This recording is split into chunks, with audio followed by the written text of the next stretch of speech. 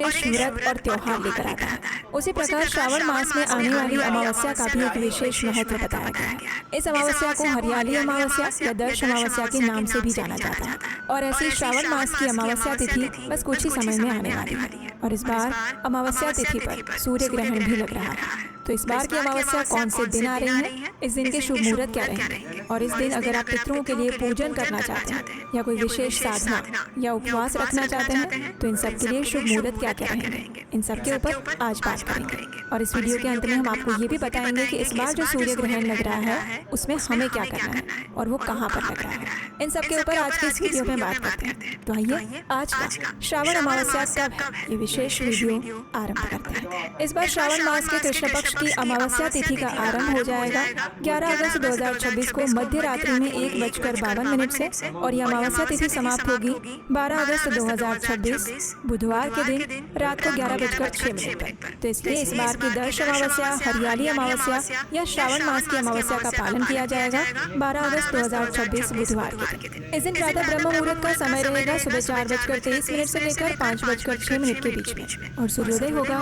सुबह 5:49 पर। सूर्यास्त का समय रहेगा शाम 7:03 पर। इस दिन प्रातः काल में भगवान की पूजा अर्चना करने का समय रहेगा सुबह 4:44 से लेकर 5:49 के बीच में, और संध्या काल में अगर आप भगवान शिव की पूजा अर्चना करना चाहते हैं तो उसका समय रहेगा शाम 7:03 से लेकर 8:08 के बीच में।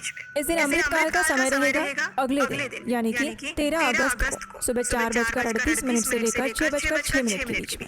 इस दिन विजय मुहूर्त का समय रहेगा दोपहर में 2:38 से लेकर 3:31 के बीच में, और राहु काल का समय रहेगा दोपहर में 12:26 से लेकर 2:05 के बीच में।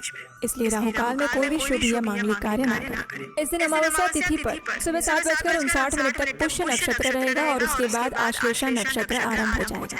पुष्य नक्षत्र किसी भी शुभ कार्य को करने के लिए अच्छा बताया गया है, लेकिन अगर आप अधिकतर समय में देखेंगे तो इस बार श्रावण मास की अमावस्या तिथि पर कोई अधिक शुभ संयोग नहीं बन रहे हैं। इसलिए प्रयास करें कि इस अमावस्या के दिन अधिक से अधिक अपने आध्यात्मिक साधना पर ध्यान केंद्रित करें।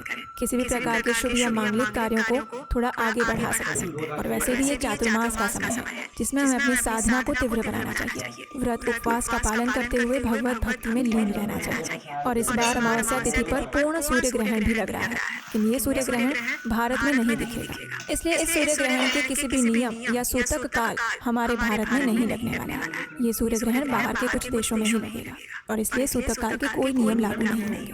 तो ये थी आने वाली अमावस्या तिथि के विषय में संपूर्ण जानकारी।